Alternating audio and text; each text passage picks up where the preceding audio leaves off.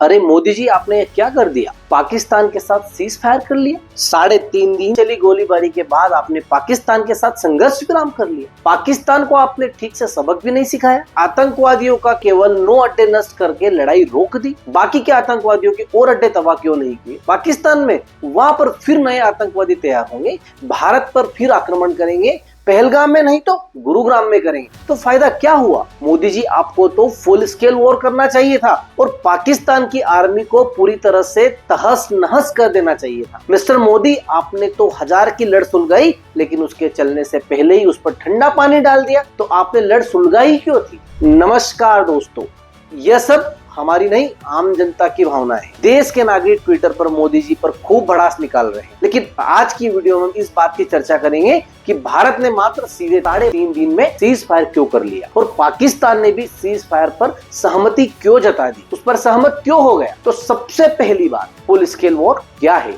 इसमें स्ट्रेटेजिक और टेक्टिकल क्या कठिनाइयां हैं, अर्थात आर पार की लड़ाई में रणनीतिक और सामरिक दृष्टि से क्या क्या समस्या है। दोस्तों, आर पार की लड़ाई का सीधा सीधा मतलब भारतीय सेना पाकिस्तान सीमा में घुसती, वहां पाकिस्तान सेना से उसका मुकाबला होता। इसके लिए उसको टैंक रेजिमेंट का यूज किया जाता। ऐसा माना जाता है कि भारत के पास 2 स्ट्राइक कोर है। स्ट्राइक कोर वह होती है जिसमें कि टैंक, रेजिमेंट, बख्तरबंद गाड़ियां, साथ में इन्फेंट्री एक साथ चलती है और दुश्मन की सीमा में तेजी से घुसती है। इसके लिए आमतौर पर लोग 1971 का उदाहरण भी देते हैं, 1971 वॉर का एग्जाम्पल भी देते हैं, जब भारत ने पाकिस्तान को पूरी तरह परास्त कर दिया था। पाकिस्तान को घुटने टेकने पड़े थे और भारत ने पाकिस्तान के 93,000 सैनिकों को बंदी बना लिया था। लेकिन 1971 और 2025 में 54 साल का फर्क है और 54 वर्षों में टेक्नोलॉजी आगे नहीं, बहुत आगे निकल गई। गूगल को भी मालूम है कि आपकी छत पर कौन से रंग के कपड़े सूख रहे हैं और आपकी गाड़ी का नंबर क्या है।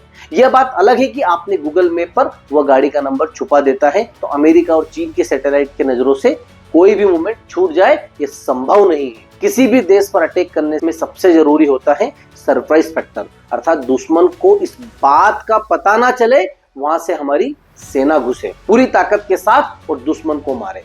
अब जब 100-200 टैंक चलेंगे हमारी सीमा के अंदर और पाकिस्तान की सीमा की तरफ बढ़ेंगे, तो आज की तारीख में टेक्नोलॉजी इतनी इंप्रूव हो गई है कि उसका डिटेक्शन बहुत ही सरल है। पाकिस्तान की सीमा की तरफ बढ़ना तो छोड़िए, जैसे ही भारत के बेसिस से टैंक रेजिमेंट निकलेगी वैसे सैटेलाइट इमरजेंसी में आ जाएगी और दुश्मन की सेना को तैयारी का समय मिल जाएगा। युद्ध नीति के बारे में थोड़ी भी जानकारी रखने वाले लोग यह तो जानते ही होंगे कि आक्रमणकारी सेना को डिफेंस की सेना के मुकाबले अनेक गुना अधिक मजबूत होना पड़ता है और इस बात को रूस यूक्रेन ने बड़ा ही अच्छे तरीके से स्पष्ट कर दिया है। रूस ने जब यूक्रेन पर आक्रमण किया तो लगा था कि मामला हफ्तों में निपट जाएगा, लेकिन हफ्तों से मामला महीनों तक खींच गया और महीनों से सालों तक, क्योंकि रूस के टैंक बड़ी आसानी से यूक्रेन की मिसाइल और ड्रोन के निशाने पर आ जाते हैं। यह तब जबकि रूस की सेना यूक्रेन की सेना के मुकाबले काफी बड़ी थी। First world war, second world war, यहाँ तक कि उसके बाद भी 1971 के भारत पाकिस्तान युद्ध में भी टैंकों ने काफी महत्वपूर्ण भूमिका निभाई। लेकिन अब युद्ध के तौर तरीके काफी बदल चुके हैं क्योंकि टेक्नोलॉजी काफी इंप्रूव हो गई है। अब तो unnamed aerial vehicle, UAV, drone और एरियल सुप्रीमेसी का जमाना है। दोस्तों, भारतीय सेना पाकिस्तान की सेना से मजबूत तो है और लंबे चले युद्ध में पाकिस्तान को जरूर हरा देगी, लेकिन जब युद्ध लंबा चलेगा तब तक चीन चुपचाप बैठा रहेगा। अब आप यह तो जानते ही है कि भारत की सीमा केवल पाकिस्तान के साथ ही नहीं, चीन के साथ भी लगी है और दोनों ही देश के साथ भारत की दुश्मनी है। इतना ही नहीं, चीन और पाकिस्तान की आपस में बहुत बड़ी दोस्ती है, तो चीन की सीमा से भारत अपनी सेना पूरी तरह खींच नहीं सकता। चीन की सीमा से अपनी सेना को खींचकर पाकिस्तान की तरफ नहीं झोंक सकता और इस तरह अपनी सारी सेना की ताकत को पाकिस्तान के खिलाफ यूज नहीं कर सकता और इसलिए पाकिस्तान के खिलाफ किया गया ऑपरेशन बहुत तेजी से संपन्न नहीं हो सकता। और हफ्तों या महीनों की लड़ाई के बाद भारतीय सेना पाकिस्तान के अंदर लाहौर या इस्लामाबाद तक घुस भी जाती तो क्या आर्मी वहां हमेशा के लिए थोड़ी नहीं रह सकती थी? लाहौर की जनता तो भारतीय आर्मी का स्वागत नहीं करेगी ना। भारत के अंदर और कश्मीर तो नहीं पाल सकते हैं हम। तो अब दूसरा मुद्दा आ जाता है कि चीन का जैसे ही 7 मई को भारत ने पाकिस्तान पर आक्रमण किया, चीन ने भारत के आक्रमण की निंदा कर दी और यह साफ कर दिया कि चीन किस तरह की भूमिका निभाएगा। पर वैसे तो पहले से ही स्पष्ट था, क्योंकि चीन और पाकिस्तान की दोस्ती बहुत गहरी है और हर दिन गहरी होती जा रही है। सामरिक दृष्टि से नहीं, आर्थिक दृष्टि से भी चीन और पाकिस्तान के बड़े घनिष्ठ संबंध है। सीपेक अर्थात चीन पाकिस्तान इकोनॉमिक कॉरिडोर और ग्वादर पोर्ट के बारे में तो आप जानते ही होंगे। पाकिस्तान ने चीन को आमंत्रित किया है कि वह पाकिस्तान में आकर 1000 किलोमीटर लंबी हाईवे बनाए, जो चीन को पाकिस्तान के ग्वादर पोर्ट से जोड़ दे। ग्वादर पाकिस्तान के बलूचिस्तान प्रांत में है और चीन ग्वादर में केवल पोर्ट ही नहीं, एयरपोर्ट भी डेवलप कर लिया है। चीन ने पाकिस्तान में अरबों खरबों डॉलर लगाए और जब दुनिया के किसी देश ने, विश्व बैंक ने, IMF ने पाकिस्तान को लोन देने से मना कर दिया, तब भी चीन ने पाकिस्तान को कर्ज देके उभारा है। चीन ने पाकिस्तान को फाइटर प्लेन दिए। इतना ही नहीं, चीन और पाकिस्तान मिलकर पाकिस्तान में फाइटर प्लेन भी बना रहे हैं। आज की तारीख में चीन का जितना भी मिलिट्री एक्सपोर्ट है, उसमें से पाकिस्तान 61% लेता है, 61% लेता है। लेकिन इससे भी बड़ी बात यह है कि पाकिस्तान का जितना मिलिट्री इंपोर्ट है, उसका 81% चीन से आता है। चीन पाकिस्तान के ऑर्डिनेंस फैक्ट्री अर्थात गोला बारूद बनाने वाली फैक्ट्री को आधुनिकीकरण कर रहा है। तो ऐसा मानने का कोई कारण नहीं कि जब पाकिस्तान और भारत का लंबा युद्ध होगा तो चीन उसको अतिरिक्त गोला बारूद और अतिरिक्त सैनिक साजो सामान उपलब्ध नहीं कराएगा, और इसके लिए उसे लंबा रास्ता भी तय नहीं करना। अमेरिका की तरह चीन और पाकिस्तान की सीमाएं मिलती हुई हैं और दोनों के बीच में अच्छा हाईवे भी बन चुका है। सैनिक और सैनिक साजो सामान को चीन से पाकिस्तान पहुंचने में हफ्तों नहीं लगेंगे, कुछ ही दिन लगेंगे। कुछ ही दिन में अपने सामान को वहां पहुंचा पाएंगे। तो शायद आप इस समय तक यह समझ चुके होंगे कि ऑल आउट वार या आर पार की लड़ाई में भारत के लिए कितना कठिन काम है। चीन और पाकिस्तान तो ठीक, आज की तारीख में भारत के संबंध बांग्लादेश से भी बहुत अच्छे नहीं, और इसलिए एक लिमिटेड स्केल कन्फ्रंटेशन करना आज भारत के लिए काफी प्रैक्टिकल चीज है।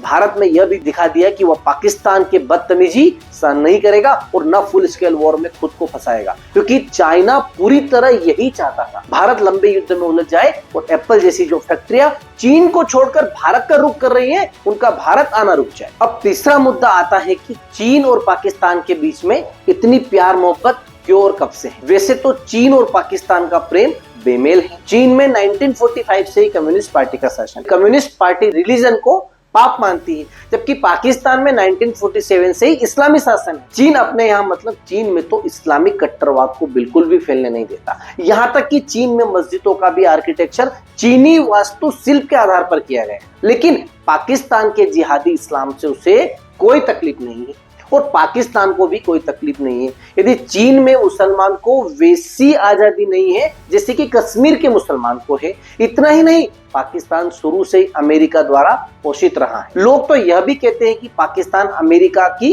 कठपुतली है, बल्कि कठपुतली था, लेकिन 1990 से परिस्थितियों बदलने लगी। 1990 अर्थात आर्थिक उदारीकरण का दौर में चीन ने अपना औद्योगिक विस्तार प्रारंभ किया और तब से उसे पेट्रोलियम की आवश्यकता बहुत बढ़ गई। चीन का 80% पेट्रोलियम की जरूरत खाड़ी देश से पूरी होती है और खाड़ी देशों से चीन का निकटतम पोर्ट संघाई 16,000 किलोमीटर दूर पड़ता है। इतनी लंबी दूरी तक पेट्रोलियम की ढुलाई तेल टैंकरों से होती है, जिसमें हफ्ते नहीं महीनों लग जाते हैं। साथ ही तेल की कीमत भी बढ़ जाती है। चीन की योजना है कि ग्वादर पोर्ट पर ही सारा पेट्रोलियम उतरवा लिया जाए और वहां से पाइपलाइन के द्वारा यह पेट्रोलियम चीन पहुंच जाए, तो यह बहुत फास्ट ही होगा और सस्ता भी पड़ेगा। 16,000 किलोमीटर का लंबा सफर केवल 3,000 किलोमीटर का हो जाएगा। जी हाँ, यही दूरी है ग्वादर पोर्ट की ज़ेजियांग से, और इसलिए चीन ने इतना लंबा हाईवे बनाया है जो चीन और पाकिस्तान दोनों देशों में। यह हाईवे बनाते समय बताया कि इस पूरे हाईवे के दोनों ओर इंडस्ट्रियल एरिया बनेगा, नए उद्योग धंधे खुलेंगे,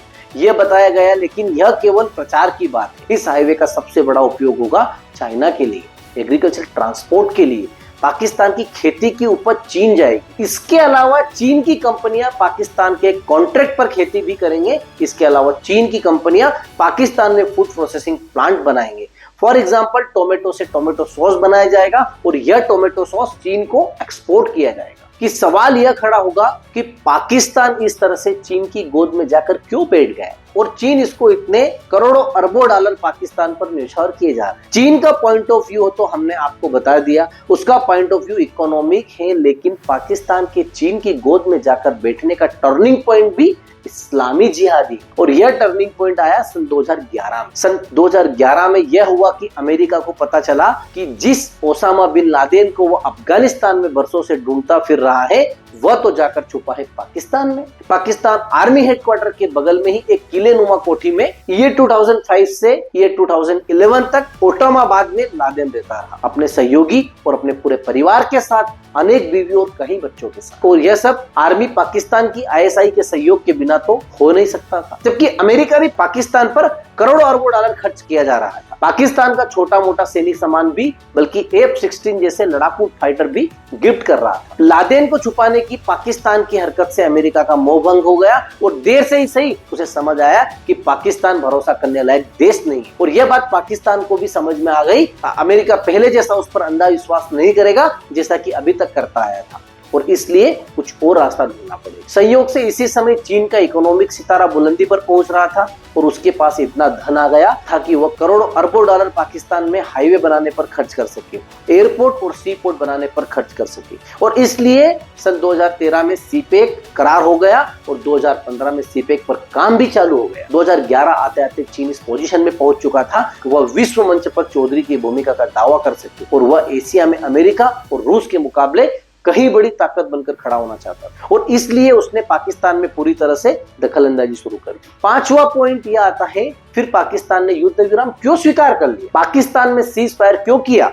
सबसे पहले तो यह है कि पाकिस्तान में अमेरिका का प्रभाव कितना भी कम हो गया हो, अभी भी पाकिस्तान में अमेरिका का प्रभाव है, खास करके अमेरिका के इंटेलिजेंस और अमेरिका के सैटेलाइट की पाकिस्तान पर काफी निगाहें, पूरी निगरानी, और इसलिए पाकिस्तान आर्मी की कोई भी मूवमेंट अमेरिका की आंखों से बच नहीं सकती। नॉन कंफर्म रिपोर्ट यह भी आ रही है कि अमेरिका ने भारत को पाकिस्तान की इसी मिलिट्री मूवमेंट के बारे में बताया, तभी भारत सरकार सीज फायर पर राजी हुई। इसमें हो सकता है कि पाकिस्तान की स्ट्राइक कोर का मूवमेंट डिफेक्ट किया गया हो, या फिर पाकिस्तान द्वारा न्यूक्लियर हथियार की तैयारी भी की जा रही है। मामला जो कुछ भी हो, पाकिस्तान इस बात से पूरी तरह अवगत था कि अमेरिका की आंखों से वो बच नहीं सकता, और यह भी जानता था कि फुल स्केल वॉर में अमेरिका कभी भी चीन प्रभाव को बढ़ने देना नहीं चाहेगा, और यह सारी इंटेलिजेंस भारत के साथ शेयर करेगा। अब यह तो जग जाहिर सी बात है कि भारत ने अपने से कहीं ताकतवर चीन के साथ दो दो हाथ इसलिए कर लिए क्योंकि अमेरिका उसे लगातार इंटेलिजेंस सप्लाई कर रहा था चीन के आर्मी की मूवमेंट के बारे में, और इसलिए चीन कोई भी सरप्राइज मनोवर नहीं कर सका। चीन भी इस बात से भली भांति अवगत था। पाकिस्तान की सरकार यह भी जानती है कि उसकी आर्थिक स्थिति कितनी नाजुक है। भले आउट पैकेज की ऑक्सीजन ना मिले तो अस्पताल में पड़े हुए मरीज की तरह तुरंत दम तोड़ दे। तब इस्लाम की दुहाई देने वाला मलेशिया उसको मुफ्त में प्लामोलिन तेल नहीं देगा, और न ही कश्मीर का नाम लेकर बयानबाजी करने वाले खाड़ी देश उसे मुफ्त में पेट्रोलियम तेल देंगे। और लंबे फुल स्केल वॉर के सिनारियो में इस बात की काफी संभावना थी कि अमेरिका भारत को सैनिक साजो सामान सप्लाई करे। जिस तरह चीन पाकिस्तान को जो सामान सप्लाई करता है, इस तरह भारत को सामान सप्लाई करने वाले अमेरिका और इजराइल बन जाते। हालांकि यह सामान भारत को मुफ्त में नहीं मिलता, लेकिन भारत के पास खर्च करने के लिए पैसे तो थे। इन सारी बातों ने डिटरेंट का काम किया, अर्थात कोई भी बड़ी लड़ाई को रोकने का काम किया। छठा मुद्दा यह आता है कि भविष्य में क्या होगा। चीन की कोशिश रहेगी कि पाकिस्तान में अमेरिका के प्रभाव को कम किया जा सके, खत्म किया जा सके, और इसके लिए ग्राउंड लेवल पर अमेरिका का जो इंटेलिजेंस नेटवर्क है उसको ध्वस्त करने की हर संभव कोशिश चीन करेगा। आप शायद ना जानते हो कि पाकिस्तान में 50,000 अमेरिकन सिटीजन रहते हैं। पाकिस्तानी इंटेलिजेंस इसमें कितना सहयोग करेगा यह देखने की बात है, क्योंकि पाकिस्तान में भी इतना कॉमन सेंस तो है कि चीन कोई साधु महात्मा नहीं है। तो पाकिस्तान को एक देगा तो उसके बदले में दो वसूल करने की कोशिश जरूर करेगा। तो भारत की तरह पाकिस्तान का भी चीन के साथ ट्रेड इम्बैलेंस है। चीन से पाकिस्तान को एक्सपोर्ट बढ़ता जा रहा है, लेकिन उसी मात्रा में पाकिस्तान से चीन को एक्सपोर्ट नहीं बढ़ रहा। सातवां मुद्दा है भारत की रणनीति क्या है, या भारत के पास ऑप्शंस क्या है। मोदी जी और अमित शाह जी अभी तक तो यह समझ चुके हैं कि पाकिस्तान अपनी हरकतों से कभी बाज नहीं आया, और इसलिए उन्होंने अपनी स्ट्रेटेजी बना ली। पाकिस्तान को उसी की भाषा में जवाब दिया जा रहा है जो कि पाकिस्तान को महसूस हो रहा है। बलूचिस्तान में, वजीरिस्तान में, खैबर पख्तूनख्वा में जिस आतंकवाद का इस्तेमाल पाकिस्तान करता आ रहा है, वही आतंकवादी पाकिस्तान को भी धस रहा है। जिस जिहादी इस्लाम का उपयोग पाकिस्तान करता आ रहा है, वही तालिबानी पाकिस्तान की सेना की नाक में दम किए हुए हैं। बहुत सारे श्रोताओं को यह भी जानकारी नहीं होगी कि अफगानिस्तान में जब तालिबान की सरकार सत्ता में आई तो कुछ समय तो भारत के साथ उसके रिश्ते बहुत ठंडक आ गई, बल्कि रिश्ते समाप्त हो गए थे। लेकिन धीरे धीरे भारतीय सरकार ने न केवल अफगानिस्तान को अनाज सप्लाई किया बल्कि अफगानिस्तान से रिश्ते भी बना लिया। और हो सकता है कि अजित डोभाल जी ने अफगानिस्तान के तालिबानियों को, कट मुल्लों को यह बोल दिया होगा कि यदि तुमको गेहूं चावल चाहिए तो तुमको भी हमारी कुछ सेवा करना पड़ेगी, अर्थात पाकिस्तानी आर्मी की अच्छे से सेवा करना पड़ेगी। और इसलिए पाकिस्तान के जितने सैनिक भारत के साथ लड़ाई में नहीं मारे जा रहे, उससे अधिक तालिबान और बलूचिस्तान लिबरेशन आर्मी के साथ लड़ाई में मारे जा रहे हैं। करप्शन, कट्टरपंथ और कट मुल्लों के कारण कंगाली की कगार पर तो पहुंच गया है पाकिस्तान, और इस कारण चीन और चीनी इंडस्ट्रियलिस्ट का भी वहां पर हस्तक्षेप बढ़ता जाएगा। और जो आज बलूचिस्तान में हो रहा है,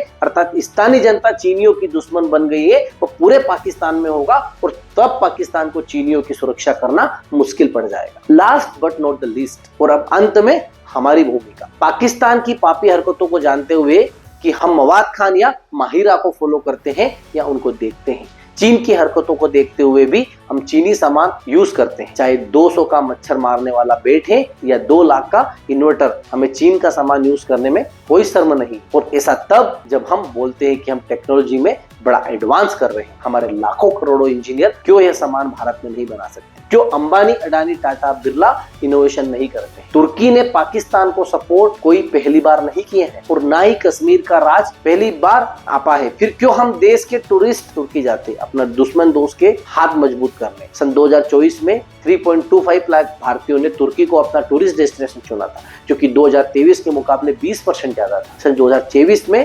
2.7 लाख भारतीय घूमने गए थे तुर्की। पहलगाम का टेरर अटैक हुआ तो देशभक्ति का उफान आ गया, लेकिन देशभक्ति कोई मौसमी चीज नहीं है, यह आपके जीवन में उतरना चाहिए और आपके काम में दिखना चाहिए। रही बात पानी को कंट्रोल करने की, तो यह जियोग्राफी और इंजीनियर का एक जटिल सवाल है। इस मुद्दे की कॉम्प्लेक्सिटी के बारे में बताएंगे हम हमारे अगले वीडियो में। वीडियो पसंद आया तो कमेंट बॉक्स में जरूर बताइए, और हमने जो कहा तो जानकारी को बाकी लोगों के साथ में भी शेयर कीजिए। और भी ऐसे वीडियो के लिए चैनल को लाइक, शेयर और सब्सक्राइब कीजिए।